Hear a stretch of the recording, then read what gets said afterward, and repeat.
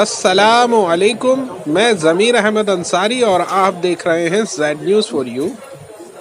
अर्ज़ यह है कि आपने अपने channel Z news for you को अभी तक सब्सक्राइब नहीं किया है तो सब्सक्राइब करें और साथ में दिए हुए बेल आइकन को भी दबाएं, जिससे हमारी आने वाली सभी वीडियोस के नोटिफिकेशन सबसे पहले आपको मिल सके।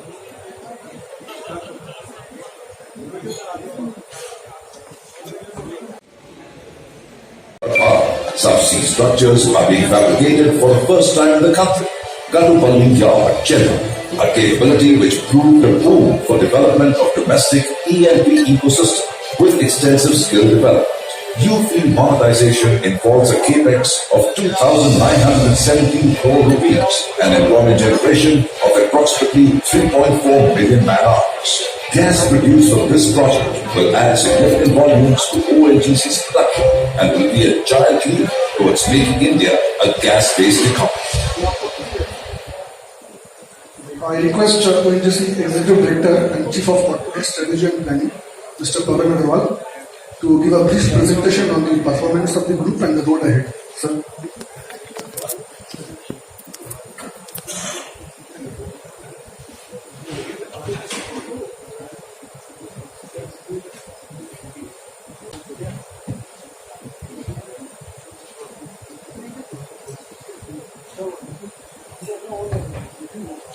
Good evening all. Respected Chairman Sir, Mr. Arun Kumar Singh, respected directors on the board of ONGC and ONGC Videsh, and all my colleagues from media. Here I am to give a small brief on the performance of the ONGC and ONGC group of companies for the financial year 22-23.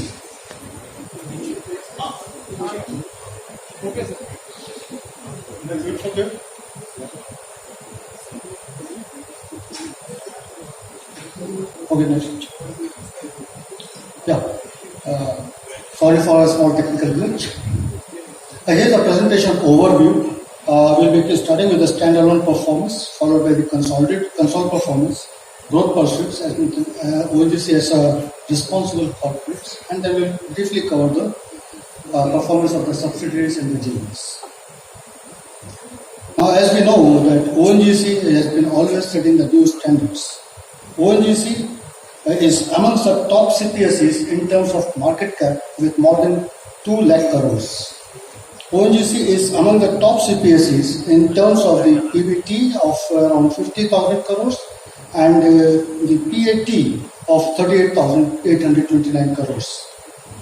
ONGC net worth is 25% of all the Maharatna CPSEs with a net worth of 2,550,000 crores, 2,50,000 crores. ONGC board is the most gender diversified Maharatna board with 3 women directors on its board. We are the leader in CSR with an average spend of rupees 500 crores every year, and it has been done in the last 5 years.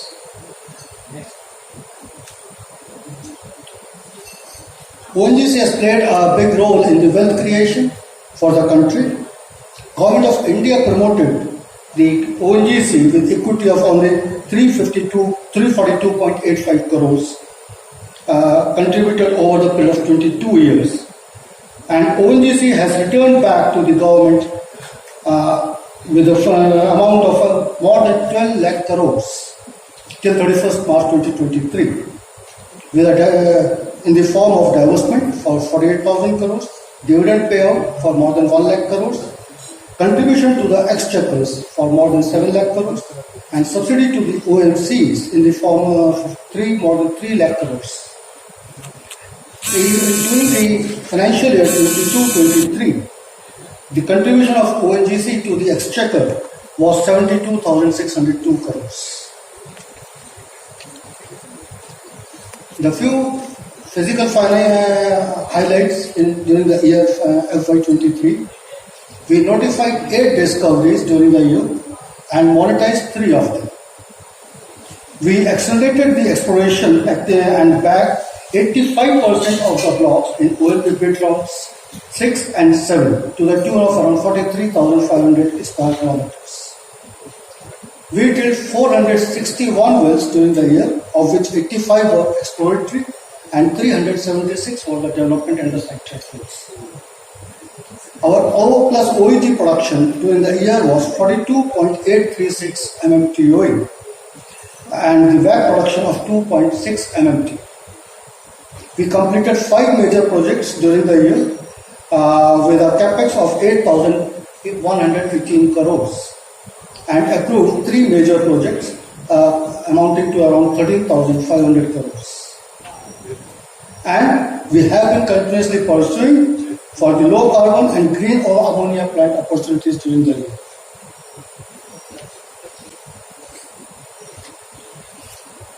When we make a comparison with the previous years, as we see, the standalone oil and gas production was declining at the rate of around 5% in the previous years, whereas in the financial year 23, we were able to arrest our decline and our production was only 0.5% less than the previous year, financial year 22, and we expect to reverse this trend in the upcoming years.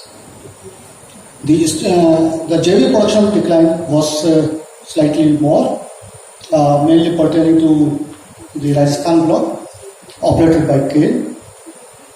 Our value-added production was reduced from 3.09 MMT to 2.6 MMT during the last year. It was mainly due to the Dahej plant was operating on restricted capacity due to the high LNG prices. And secondly, the C2C3 plant of Uran was operated only on the lighter LPG mode since the August 22 as per the MOPNG guidelines.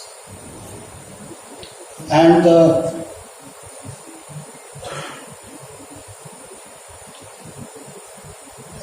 during the financial year 23, we discovered our 8th basin, that is the Vindhyan basin, with the discovery of gas in Hatta well number 3. This was in addition to the Bengal basin which we added in 2018. So with this, ONGC discovered out of the 9 basins in India which are producing. We did the 2P reserves accretion of 716 mmTOE. Sorry.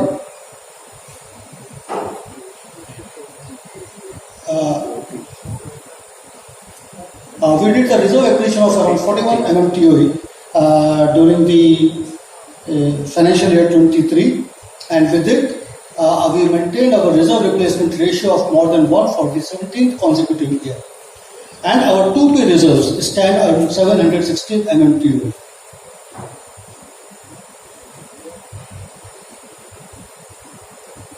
Now, on the financial performance, on the gross revenue side, we saw an increase by 40% over the last financial year to 1,55,517 crores. It was mainly due to the increase in the crude oil sale price realizations. Our PAT, however, was reduced from 40,306 crores to 38,829 crores, and this was mainly due to the provisioning of the GST on royalty for rupees 8,477 crores. Otherwise, it would have been the highest ever.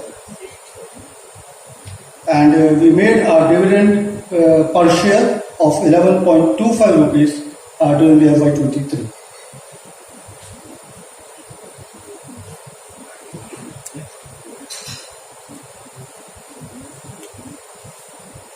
Now, on the core capex, we have been spending approximately 30,000 crores of the capex year on year.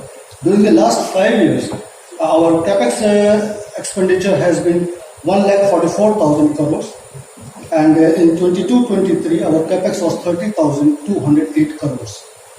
And the planned capex again for the financial year 24 is 30,125 crores, with a more focus on the exploratory activities, where we have increased our capex outlay for the exploratory activities to 30%, which is an increase by 4% over the last year.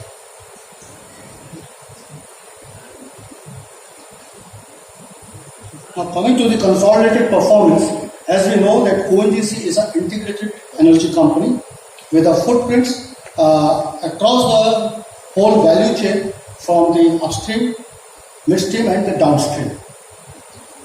We have a total oil and gas production to the tune of 53 MMTOE, including 10.2 MMTOE production from our overseas projects through ONGC Videsh Limited. We have got a refinery capacity of 38 MMT per annum and with a petchem capacity of 4.2 MMT. We have produced value-added products to the tune of 2.6 MMTPA and LNG of 22.5 MMT, power generation through our OTPC plant in Tripura to the tune of 726 megawatts. We have been generating renewables. We have got small footprints to the tune of around 340 megawatts, which we intend to increase moving forward as we go ahead in the slides. And we have got other services like in the power house, OTBL, etc. On the consolidated basis, ONGC Group again has a resilient performance in the financial year 23, with a total 2P reserves of 1,221 MMTOE and oil and gas production of 53 MMTOE, refinery throughput of 36.23 MMTOE, with the HPCL contribution of 19.09 MMT and MRPL contribution of 17.14 MMT. In the financials, our revenue from operations was approximately 7 lakh crores and with a profit after tax of 32,778 crores.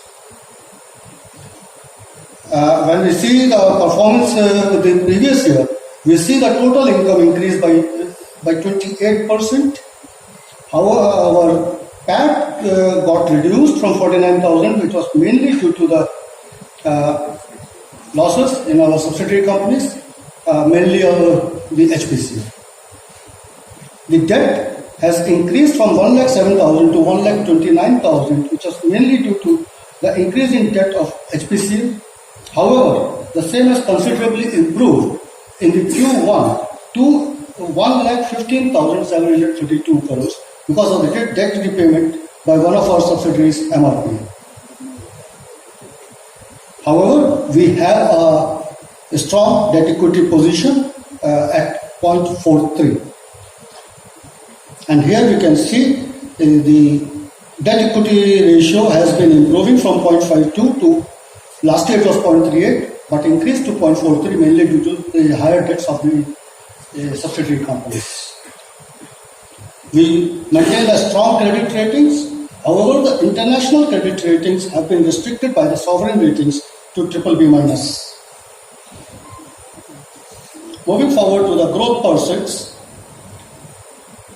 the company looks forward to be is a truly integrated oil and gas company with the oil production, refining and marketing, and we intend to deepen our process across oil to chemicals value chain moving forward into the ONCG business.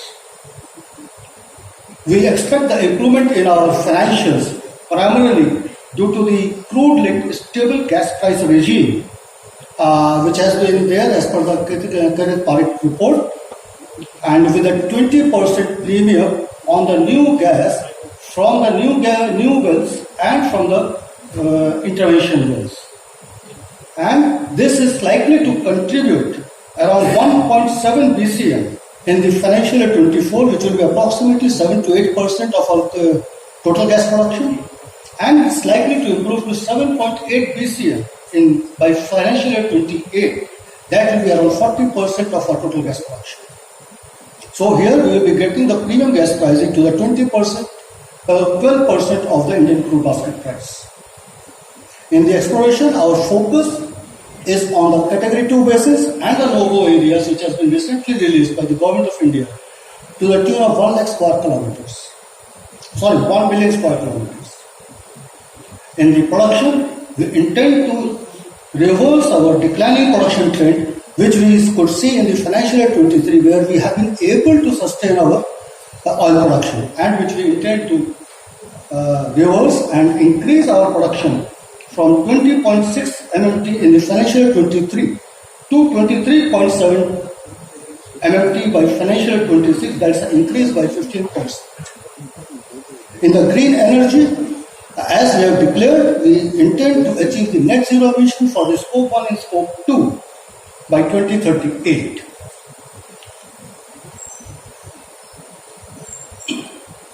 As we explained in the earlier slide, our intentions, currently we have got an acreage of around 1.62 lakh square kilometer, and we intend to acquire additional 1 lakh square kilometer every year and go up to 5 lakh square kilometers by 25-26. Where major contribution will be coming through by the bidding under the OLP bid rounds for the no-go areas, which are for which the EOI has been already opened for the bid round plan. And our capex is likely to be in the range of 10,000 crores every year, and with the upcoming accelerated exploration in the no-go areas, the same is expected to go up. In the production growth, as I was explaining, we have been declining by 4.5% in 21-22, which we got reversed, just maintained, and we intend to go up to 41.114 in the current financial year, to 43.4 in the next financial year 25, and to 44.5 by financial year 26. We have got a focus on the EOR projects mainly going on in our onshore fields, where their contribution is something around 7% of our current onshore oil production. And this we intend to go up by 15% in the next 5 years. We have got 22 plus projects already under execution with a capex outlay of 60,000 crores and a life cycle gain of 94 MMTOE. We have got a strong pipeline of the projects which are under tendering or under conceptualization. There are 40 plus such projects with a total capex outlay of 83,000 crores. These are the list of the few projects which are already under implementation, the major of which is the KG 98/2, Cluster 2, which we hope that we should be getting our first oil by October or November 23, where we will be starting our production with 10,000 barrels per day and ramping up to 20,000 by March 24, and the peak production we expect to be 45,000 barrels per day in the financial year 24-25. And the gas production to around 10 million cubic meter per day by May or June 24. To augment our production and to reverse the declining trend, we have been laying a focus on increasing our resources.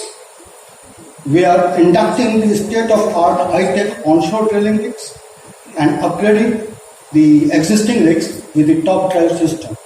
We have already ordered around 27 drilling rigs and 20 hydraulic workover rigs, of which 15 has been already commissioned, and the works on the balance rigs is in progress. We are focusing on the digital oil fields for the continuous and the online monitoring of the performance of our oil wells, so that any downtime of the wells can be minimized. Towards achieving this operational efficiency, we are focusing on increasing the logistic supports by addition of 16 marine vessels, around 7 helicopters and 4 speedboats, in addition to the existing resources. Currently, we have got only 189 megawatt of the wind and solar energy. As per the energy, our strategy 2040, our target was to achieve 10 gigawatt of the renewables. However, we have now planned to accelerate it and to achieve the 10 gigawatt by 2030. We are intending to place 25 compressed gas plants, mostly in Punjab, Uttar Pradesh, Gujarat and other locations which we are scouting for. The MOU has been already signed with the government of Rajasthan for the 5 gigawatt of the solar energy. Another we are scouting for the additional 5 gigawatts. We are also intending to go for the offshore wind, for which recently the bid round has been opened up by the government. We are also intending to go for the 1 MMTPA of the green ammonia plant, for which we are looking for the JV partners and scouting for the suitable locations. We are also in addition having a pilot plant for the geothermal energy at Ladakh, and we have got some green hydrogen pilots ongoing at IIT Dehradun and IIT Mumbai. So, as I summarized brief before, we have got ongoing initiatives towards reaching the net zero by 2038 in the form of renewable energy-based powers, carbon capture, utilization and storage for CO2 sequestration, offshore wind projects, dynamic gas blending technology on the drilling rigs, micro turbine for power generation and utilization of the gas in the remote locations.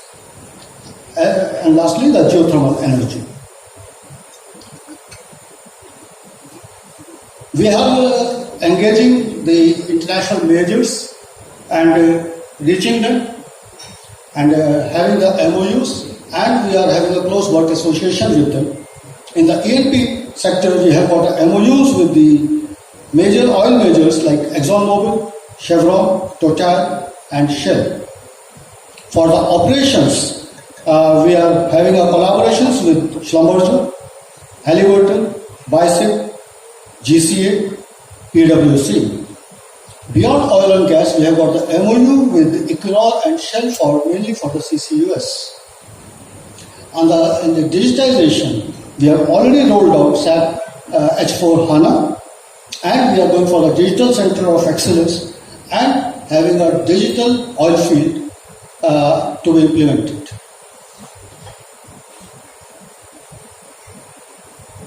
Human resource are our big asset, where we have got a strong workforce of around 26,404 employees. We have got a gender diversity of 7.7, and as we can see year on year, it's going up. And we foresee that it should be moving forward further. And with the induction of the young force, the average employee age has been continuously going down from 44 in FY19 to 41.8 in the last financial year 23.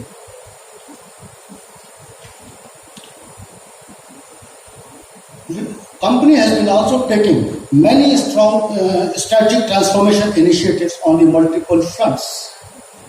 We are taking the digital initiatives across the exploration and production value chains, in induction of the AI in our interpretations, and as well as the production operations. We are undertaking the HR transformation and capability of our employees. We are making the transformation on the procurement to make it more vendor friendly. We are also working upon the centralization and transformation of the vendor payment system.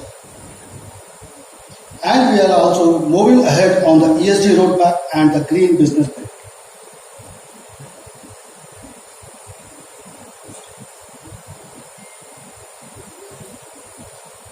Now, as a responsible corporate, we have got the ESG responsibilities towards the environment, social and the governance. On the environmental front, we have got a regular greenhouse gas inventory accounting and disclosures on Scope 1 and Scope 2 emissions. For the last financial year, our total emission was 33.4 MMT CO2 equivalent, of which Scope 1 and Scope 2 emissions were 9.7 MMT CO2 equivalent. We have implemented 15 clean development mechanism projects. We have got 2.2 million certified emission reductions with OTPC, having the further emission reduction potential of 16 lakh tons CO2 equivalent per annum. We are into the fresh water conservation with the water footprinting, rainwater harvesting, sewage treatment plants, and the desalination plants in our major plants. We have got the renewable energy projects. Presently it is 189 megawatt, but we intend to go up to 10 gigawatt by 2030.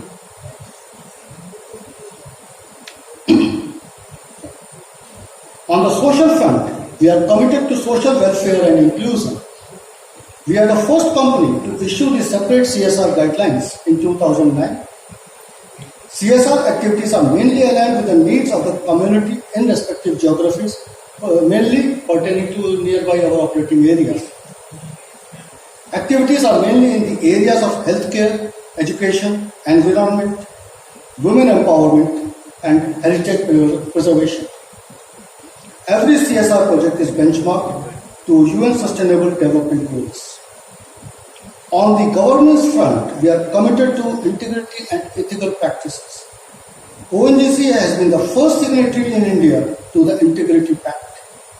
ONGC has been the first CPSE to get certified for anti-bribery management system in the last financial year 2023. We have got a strong and effective whistleblower mechanism in place.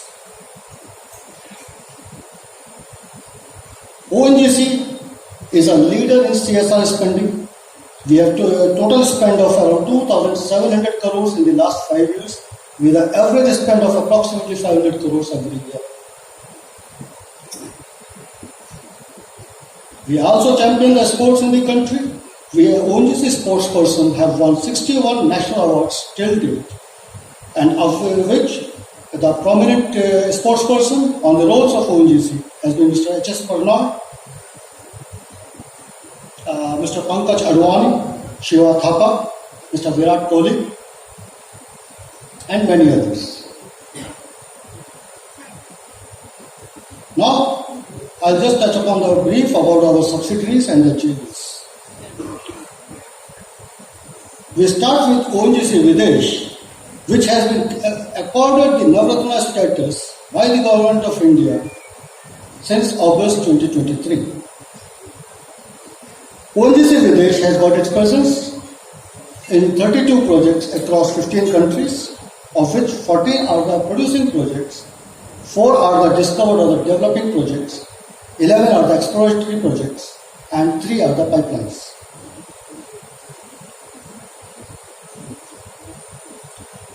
I will be touching upon the major projects or the major blocks of the ONGC Videsh. The first of the significant OVL project is CPO5 in Colombia, which is operated by ONGC Videsh with 70% participating interest, and we have got a huge exploratory success in this block. The block is presently contributing around 19,000 barrels per day, and we have got 2 wells further drilled and just waiting for the regulatory approvals, whereafter the production will be ramped up to 25,000 barrels per day. We hope to start it by next month. In Mozambique, it was under force majeure. The situation has been improving now. The construction boots are already on the ground, and it's on course for the resumption shortly. The Sakhalin project, whereby the production was brought down to zero because of the post effects of the Ukraine war. We have now reclaimed the rights. We have bounced back from zero production to the plateau. We are around 180,000 barrels per day, and we hope to reach the pre-crisis levels of 2 lakh barrels per day very shortly. BMCL 4 project, it's again another exploratory project. It is transiting from exploration success to development, and we hope to get our first oil by November 27. In South Sudan, the production has been impacted to 27,000 barrels per day because of the floods. However, the things are being managed, and with the focused approach, we are shortly going to regain the production levels to 54,000 barrels. We have got the extensions of our blocks in 6.1 in Vietnam, B2 and EP3 in Myanmar, SS4 and SS07 in Bangladesh.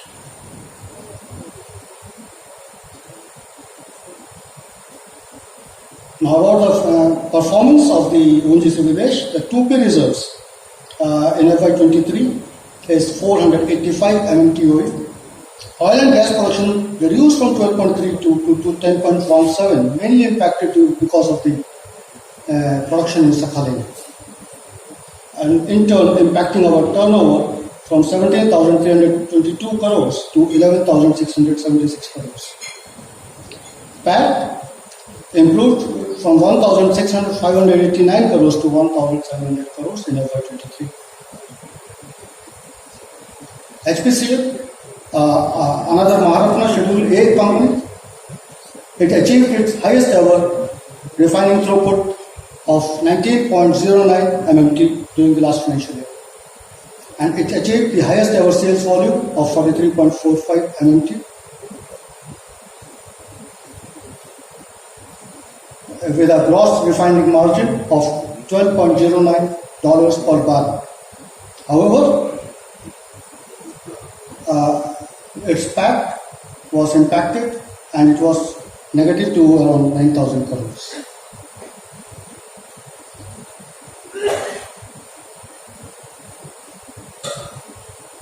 MRPL also achieved its highest ever throughput of 17.14 in FY23 and achieved the revenue of 1,24,736 crores during the FY23.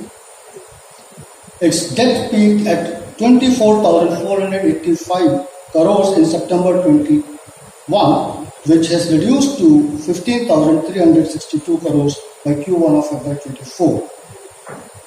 And we hope that with this, its performance will further improve in the coming years. It gained a gross refining margin of around $9.88 per barrel, and its PAT was 2,638 crores in the last financial year.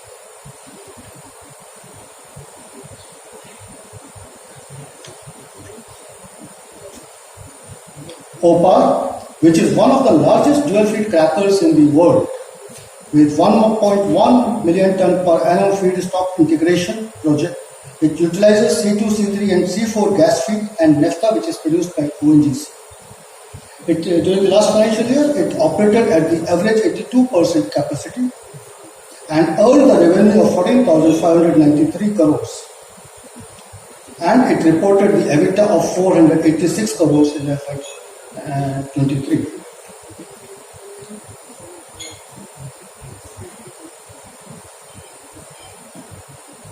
The OTPC, our power plant, which is a joint venture with the government of Tripura, its power generation increased to 4,936 million units in FY23 compared to 4,124 million units in FY22. It achieved the highest production by any gas-based power station in India during the financial year 23. It earned the revenue from operations of rupees 1,631 crores and PAT of rupees 201 crores. It paid a total dividend of around 1.3 per share during the last financial year.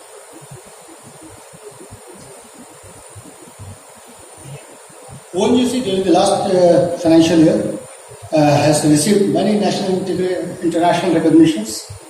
It is ranked number 14 in top 250 global energy company in 22. It is ranked 158th globally and 4th in India in Fortune Global 500 list 2023. It is ranked 226 globally and number 5 in India in Forbes Global 2000 list 2023. It has been certified as a great place to work 4th year in row by India's best employers among nation builders 2023. Thank you very much.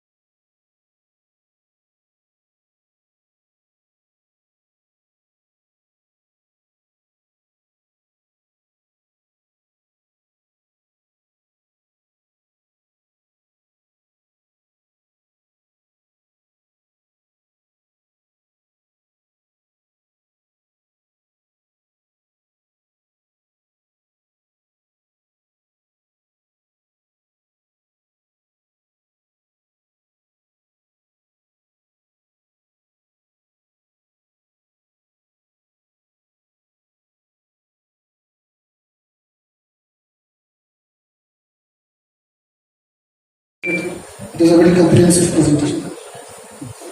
Now, this presentation has just now been hosted on ONGC corporate site, ONGC India. You can download that.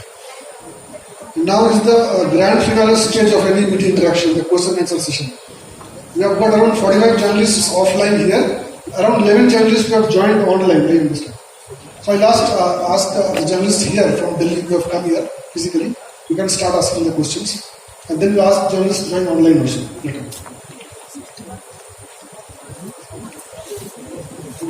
And the PPT is also the QR code, but we just not told you on the table. You can scan that. And ask your questions.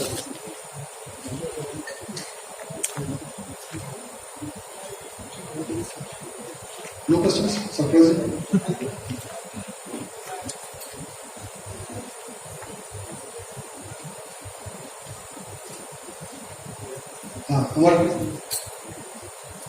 Amar Jaydeep from PTI. I understand that the rig on the ATD GWN 98.2 lost anchors on the MA field in May or June of this year, and it's supposed to have damaged some of the assets. I just wanted to understand what is the extent of damage, both financially and how much has it delayed the production from the field? Thank you.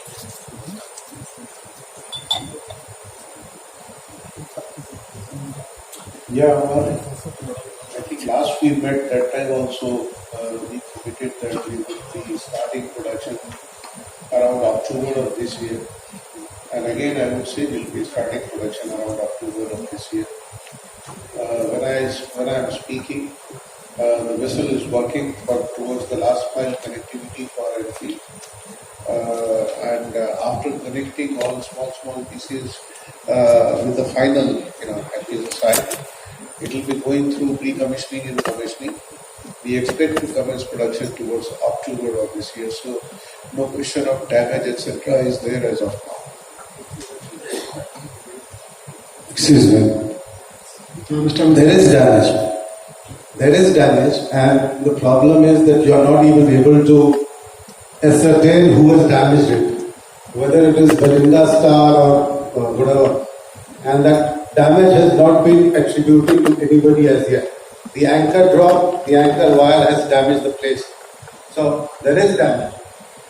Please elaborate on what Amar was asking about the extent of damage. How much extra are you going to incur because of that? Recovery, repair, and resurrection. May I request you to identify yourself, please? Amitabh Ranjan, Indian Express. Okay, no longer with Indian Express. Sorry, I stand corrected. Yeah, Mr. Amitabh. See, there were certain issues. Yes, one of the anchor has hit the SDU, and that has been already repaired. SDU has been lowered, installed. That's what I said. The last mile connections are being made. After that, the continuity of everything, the pre-com and com will be done. We still expect oil to start by October, and to ascertain what was the real cause of damage.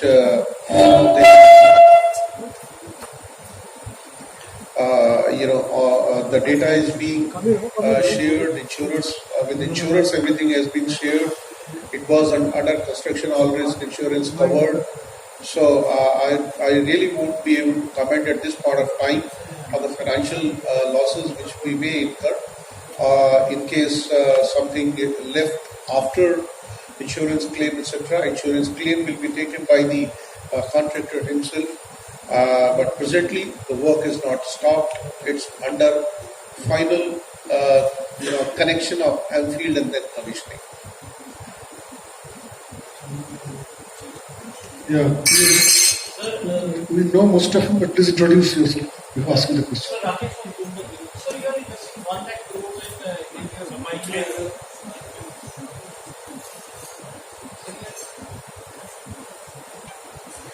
So, you are investing 1 lakh crore in your green footprint. Just wanted to ask you that, can you give a split as to how much investment is going to flow into which projects? And since this is a big investment that is being made, so what contribution will it make to your revenue and profit maybe by 2030? Thank you.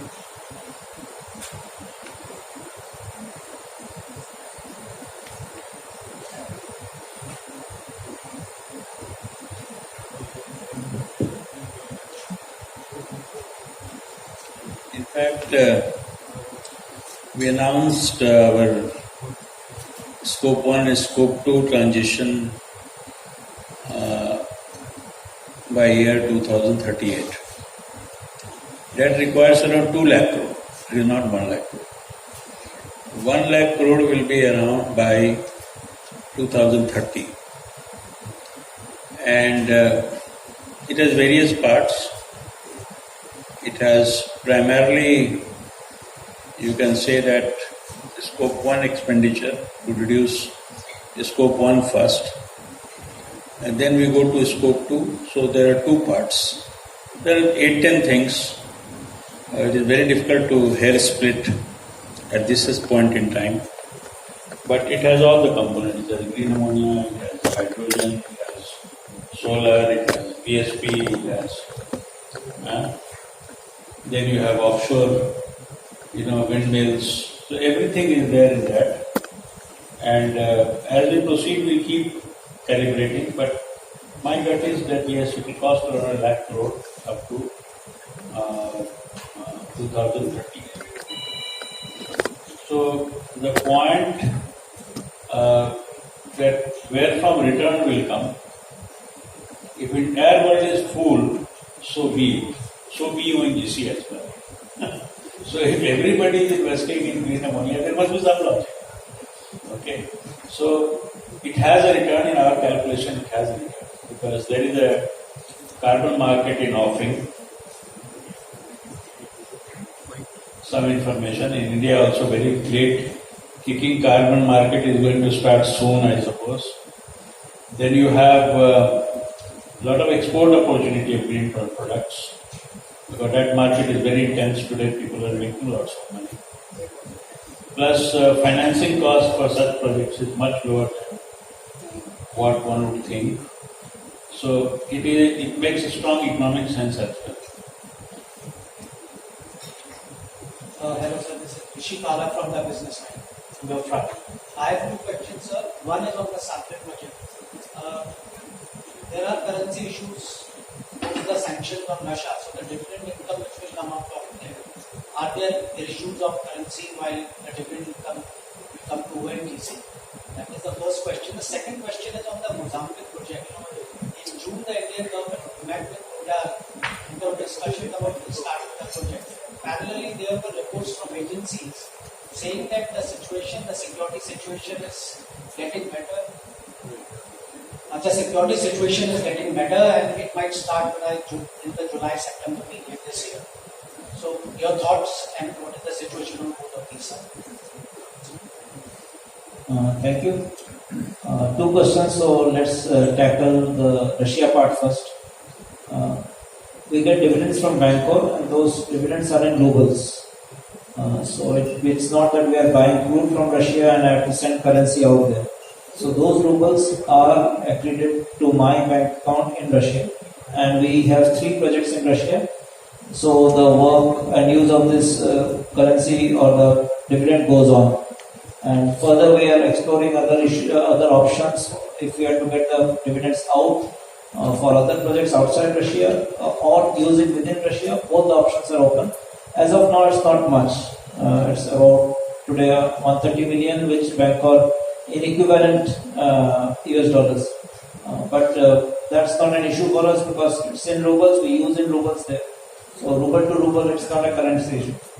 On Mozambique, yes, the security situation has substantially improved. There are boots on the ground. As we speak, there are 2,000 to 2,500 people working there. We have been having good talks with Total and all the partners. As you will be aware, there is 30% Indian representation in the project. And it is progressing well. The revoking of the imposed force majeure should happen anytime within this year. And the vendors for the EPC contract, the EPCI contractors, the off-takers are all being sensitized to give the start of the project a green signal, including the lenders for project finance, which is about 14 to 15 billion.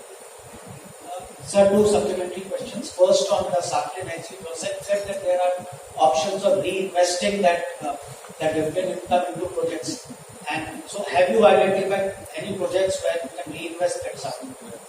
what I said is we already have 3 projects. So these projects are capex, opex, and there are dividend incomes. So there are cash calls. How we interpret it. So these, if there is three big projects in Russia and we have some Russian rubles parked in our account, that will be used for these projects itself. And we do not have a new project. That's what I mean. Can that also be used for upping the stake in the project? There is no proposal as of now for any of these existing projects for upping the stake. So, second supplementary question on Mozambique. The force majeure, as it says, it can be lifted anytime soon, and the activities were written in this year. When can we expect production coming out? The expected production is from the start of force majeure should be 48 months.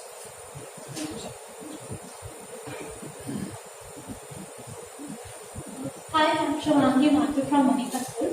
I wanted to ask regarding the exploration activities in Andaman and Nicobar Basin.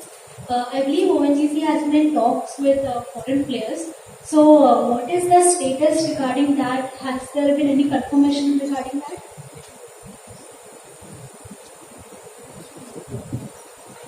Good afternoon, Shivangi.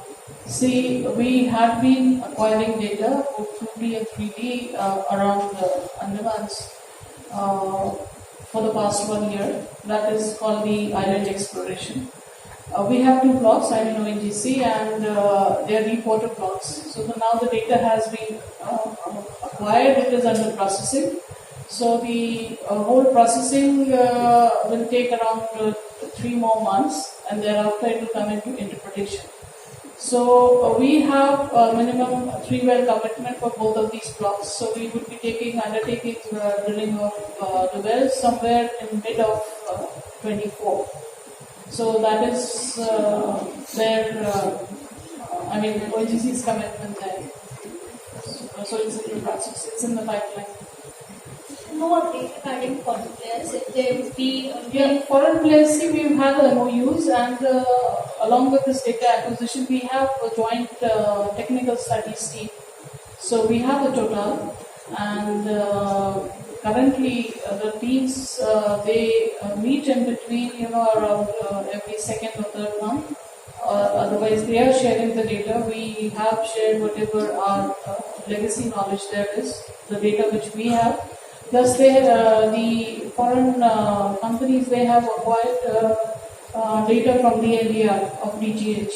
So they are doing their own reprocessing of the data as well as then joint studies. So it's like sort of a joint assessment of these areas.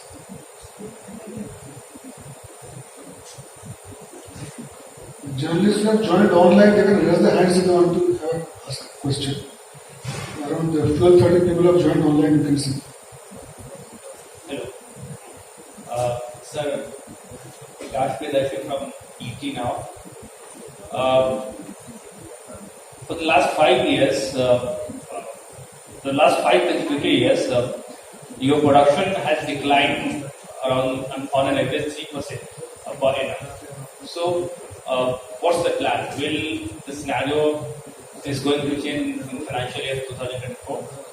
And what's the production outlook? Yeah, these are the actual numbers, so no dispute. Production has been declining at a CAGR of around 3%. But you must have observed that 22-23 oil production was almost same as 21-22. That means we could arrest the decline and could sustain that. We have many plans through which we expect production to go up as well. Of course, East Coast, as just now Mr. Amar had asked for the 98/2, we expect to commence our production close to October. Then in West Coast, many schemes, we have developed, approved in the market. In case we are keeping a track, one of the scheme is like additional development of Mumbai High. Then we are going for Daman area development, additional development that also is.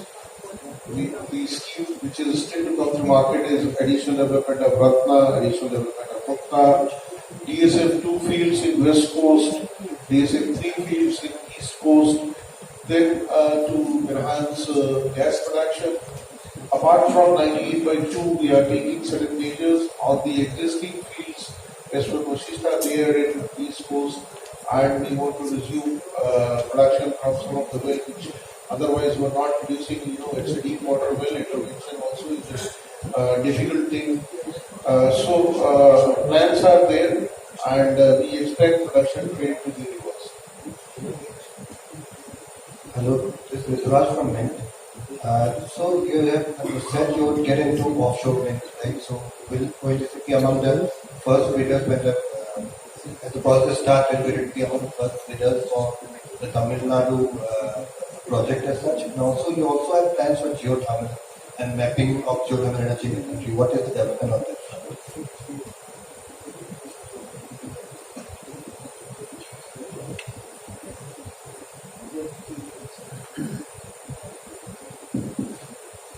Yeah, good evening. So on geothermal front, last year we had tried to drill one well in Kuka Valley of Ladakh. We had few challenges. So we are again planning, and next year in good weather of Ladakh, we are going to expert another well there. And we have a target to develop and produce 1 megawatt of geothermal electricity power there in Ladakh in 2024. Thank you. Hi, sir. Sahil.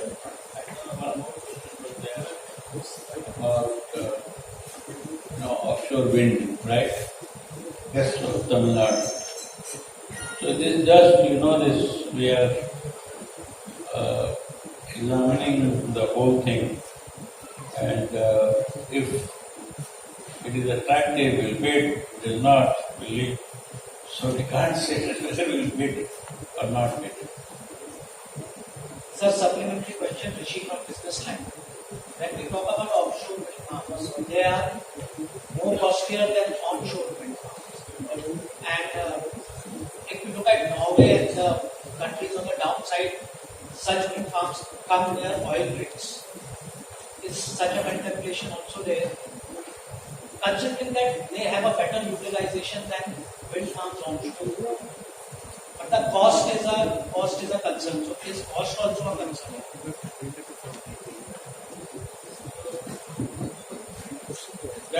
That issue comes later. Right now it is a offshore wind, and bidding has to be on that parameter. And what you are saying is true, and but oil and gas needs to be explored here.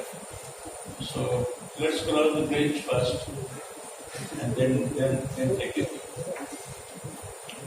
So in review, you said you have a plan for 10 gigawatt of total power. 5 gigawatt we have already scouted in Rajasthan in solar. And you said we are searching for that 5 gigawatt. So rest 5 gigawatt, will it again be solar or will it be wind? And are you also looking at acquisitions to reach this capacity, or will you be building this solar? Everything is open, all options. So if wind comes wind, solar comes solar. Basically economics and return. So 5 gigawatt is additional that we are hoping to aggregate. And we have enough time. We have 10 gigawatt we have set by 2030. So we have 7 years on hand. I think we can take one question online. Hindu Business Line. Can you unmute her? Hindu Business Line online. You can take the question from.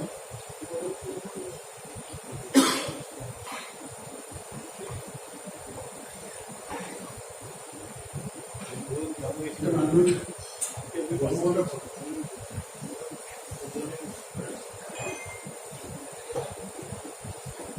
So there are journalists from Hindu Business Line. Please ask your question.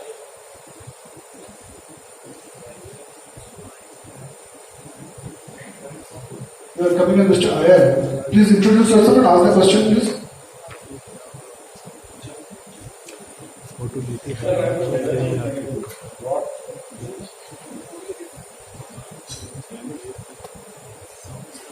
Maybe we can come back to it later on.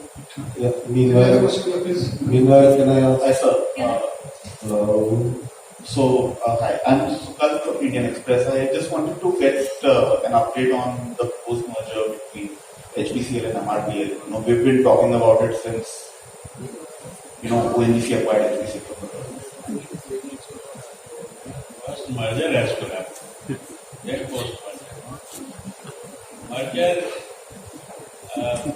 There are some taxation issues, and therefore that has to be, some time has to be given for that process to be completed. After that, we'll take it.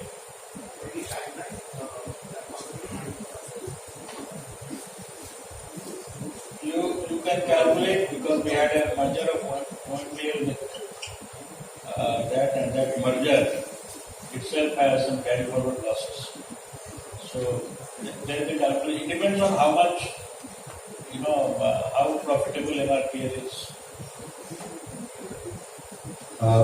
Excuse me, sir. Yeah. In the presentation, HR has been called as our competitive edge. It is well known that there is a huge wage bill that ONGC is incurring on the number of people that it has. My question is very simple. You have talked of HR transformation. How are you going to do this transformation? This HR transformation that was talked in the presentation.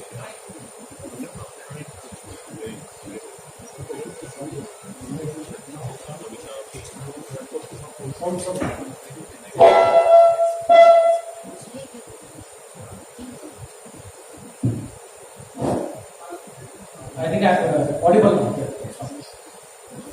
Yeah, we have a wage bill which, as you said, is on the higher side, but then let me tell you, we are trying to reduce it to the, as compared to the last year, that is FY22. In FY23, there has been a reduction of around 5%. That's one. Two, the HR processes are aimed at, in the better practices in HR, which includes revamping and looking at the manning patterns, the requirement, the skill set required for the people, and for that, we have already embarked upon a journey wherein a well-known consultant has been appointed. The consultant has already done the study. The recommendations have been made, and in an overall way, we are trying to come up with our manpower, our staffing in such a way that it meets the challenges of the coming times. So that way, optimization of manpower, right skilling, identifying and putting the right people at the right place are some of the measures which we are taking. Yeah, ma'am, from CNBC, please ask a question. Sapna here from CNBC TV 18. Two very basic questions. So, FY23, if you look at your PNL, gross revenues were up over around 41% because of your higher crude oil sales and stuff like that.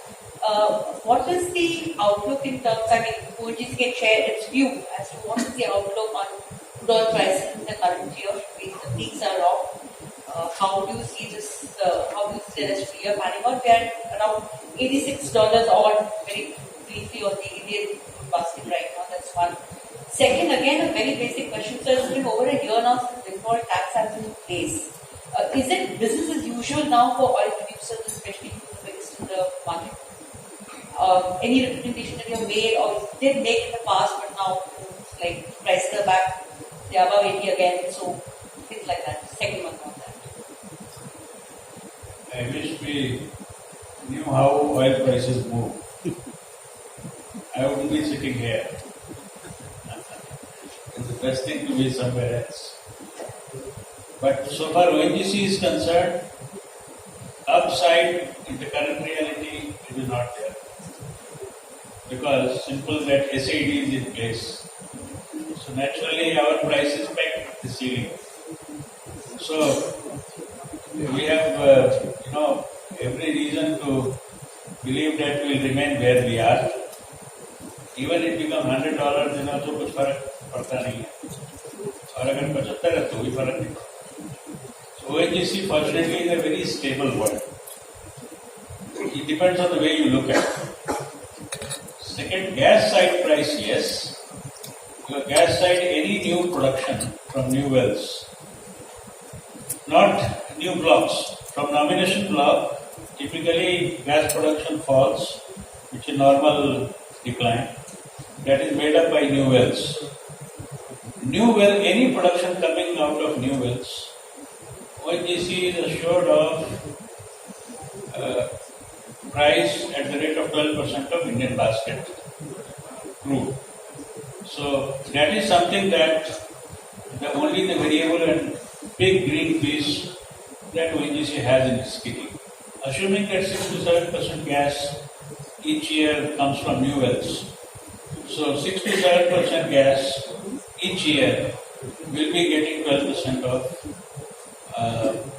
because 10% is APM price and 20% overhead as stated by government in its policy paper. Policy paper is a gadget notification. So that part is oil price, I explained you, gas price, I explained you, rest is your mathematics. Hi sir. Hi sir. Niti. Sir, the government has said that it's going to infuse 30,000 crores into the companies for helping them for transition. And HPCL, there was a contribution of about 8 to 9,000, whereas BPCL and IOC has announced their rights issue plans. And what's the plan for HPCL? What's the modus operandi which the government is going to adopt? Has any kind of consultations happened on HPCL for green energy? It is a press conference from ONGC. But HPCL is your subsidiary, sir. And you are chairman of that. So far, I have focused myself to ONGC. We are prepared either way. Okay, because it doesn't affect ONGC much. It is just a small needle in the overall tire. So, it is better you ask this question to somewhere else, not to ONGC chair.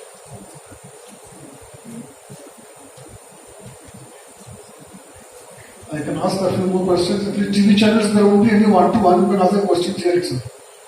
So, during the AGM speech, you spoke about the development of the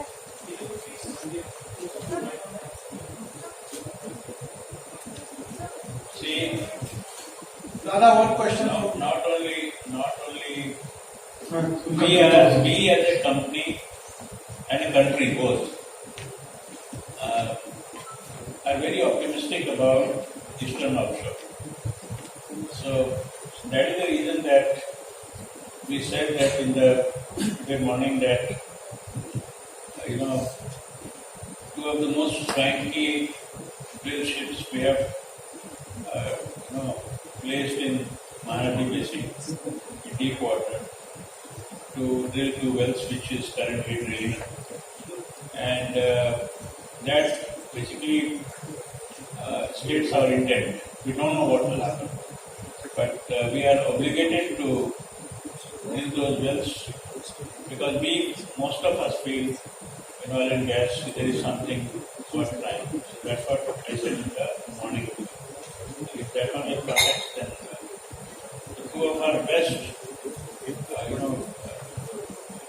saying deep sea drilling is happening now in Mali. But these are exploratory locations. They are not in the development phase. So they are exploratory locations.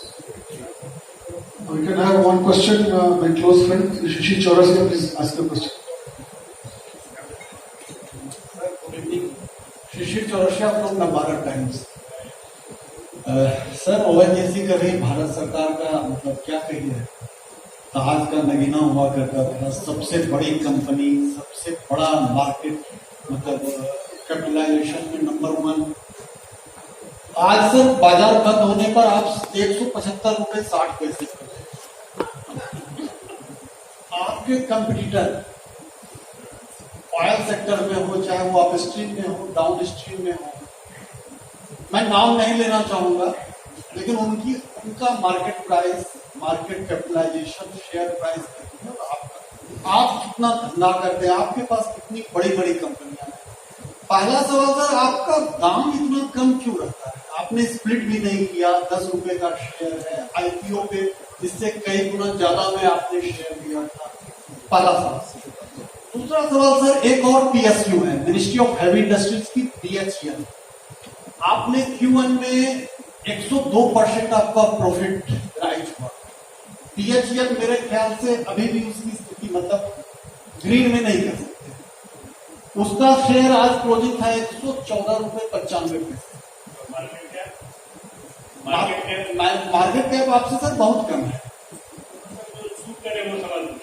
तो sir मैं तो sir सिर्फ ये जानना, इसको बोलते हैं misleading the group. नहीं सर, ग्रुप मिसलीडिंग की बात नहीं है सर, मैं ये जानना कर रहे हैं शेयर प्राइस का कोई मार्केट कैप एक मेजर होता है। शेयर प्राइस तो फेस वैल्यू और कितने बार स्प्लिट हुआ है, कितने बार बोनस इशू हुआ है, उस पर डिपेंड है। सर शेयर प्राइस से ही तो मार्केट कैप निकालते हैं हम लोग। ओएनजीसी शेयर 5 रुपए का फेस वैल्यू था, ये आपको मालूम है?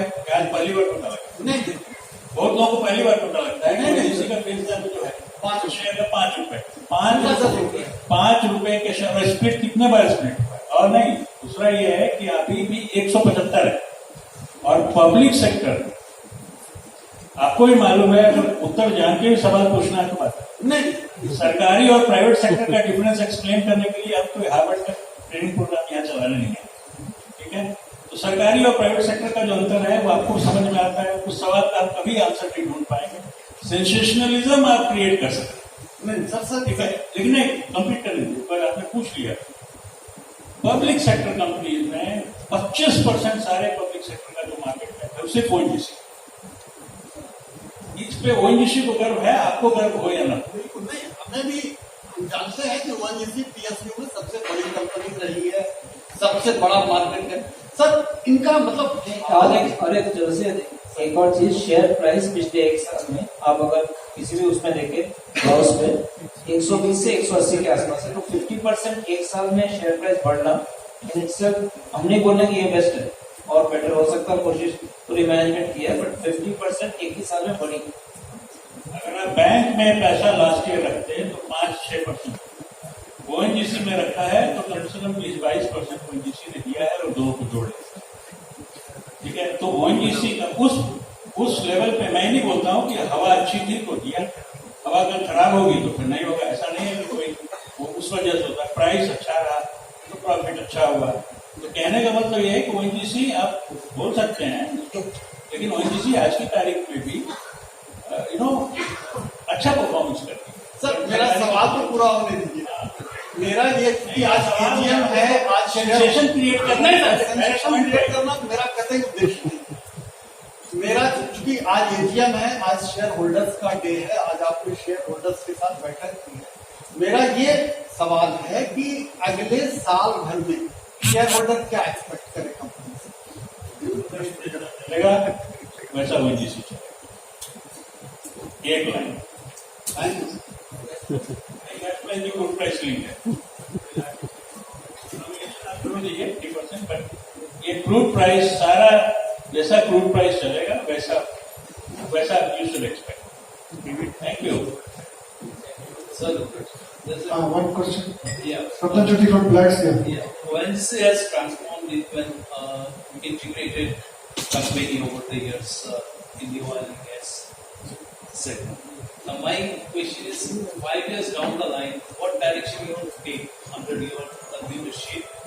Will it be more focused on downstream integration, or it will be focusing more on energy transition goals to achieve net zero goals? Will orient, whether ONGC will orient towards that? आज मैंने आपने सबका speech अगर मेरा website पे आप पढ़ लेंगे, मैंने बोला है कि हम एड की दुनिया में जीना चाहते हैं और की दुनिया में नहीं। तो हम एड ये है कि हम जो अपना कन्वेंशनल बिजनेस है हमारा अपस्ट्रीम डाउनस्ट्रीम का, उसको इंटेंसिफाई करते हुए, बिकॉज हमारा ऐसा बिलीफ है कि इंडिया का अभी एनर्जी स्टोरी 10-20 साल के लिए एकदम अलग है, और उसके ऊपर से जो ट्रांजिशन का स्टोरी है वो भी हम करना चाहते हैं। तो ये और वाली स्टोरी नहीं है, इज नॉट या या वाला और नहीं, ये एंड वाली स्टोरी है। ओएनजीसी के पास इनफ हेफ्ट है ये दोनों करता है, बिकॉज फाइनेंशियल उतना मसल ओएनजीसी के पास होगा जिसमें ये दोनों एरिया वो 5-10 साल चल रहा है साल से। कौन ज्यादा कम है ये बोलना नहीं चाहिए। I hope I have answered your question. The upstream will be the base and downstream and net zero goals will be the base. Upstream भी तगड़ा, डाउनस्ट्रीम भी तगड़ा, ट्रांजिशन भी तगड़ा, सब तगड़ा।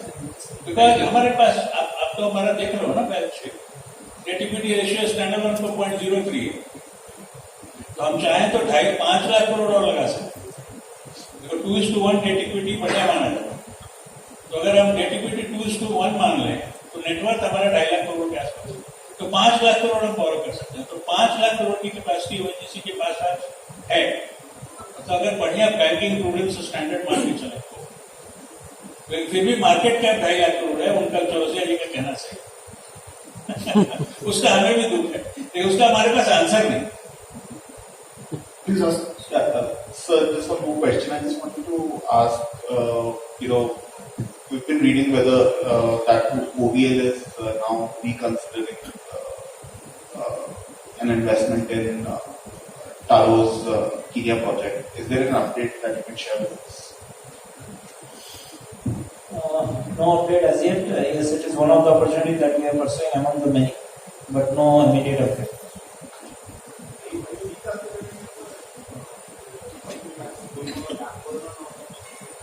I will not say back burner or reconsidering. It's one of the many projects competing for the next acquisition to happen.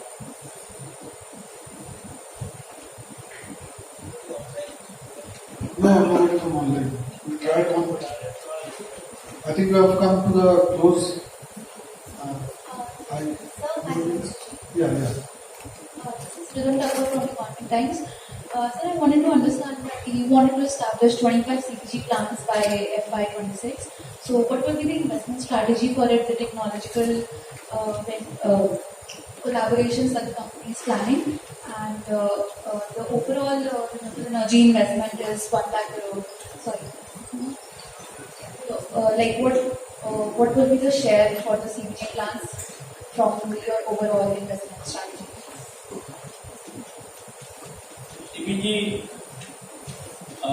we have 25 plants in mind, that goes without saying. But CPG is not very capital intensive. CPG and second ONGC would prefer to have a partner because we are not as widespread present as others are. So ONGC would definitely looking for a good partner. The moment we see that, assuming that 30-40 crore is investment from ONGC side, at best the investment will be 1,000 crore. So that is a very, in ONGC scheme of things, so it is not big. I will not say very small, but it is not big.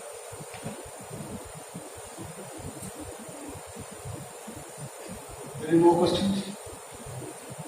There's one person to ask online, but it's lockdown now.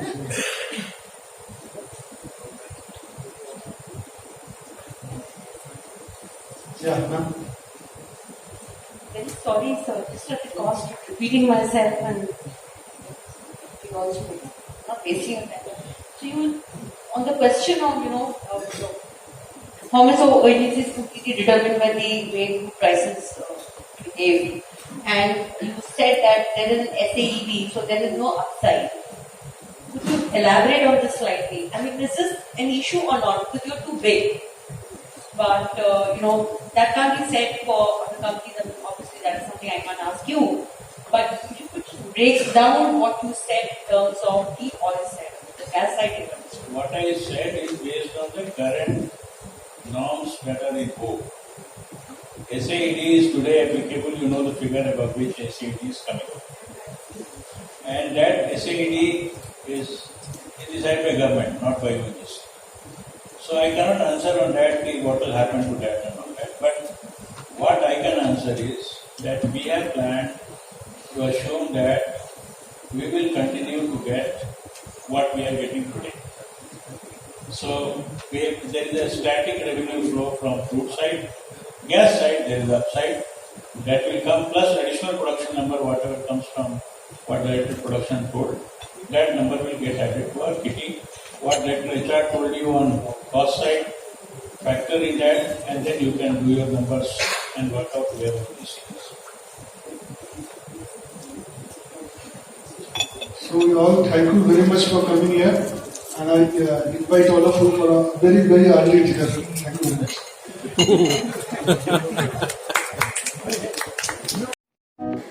एक बार फिर आपसे request है कि आप अपने इस YouTube channel को subscribe करें,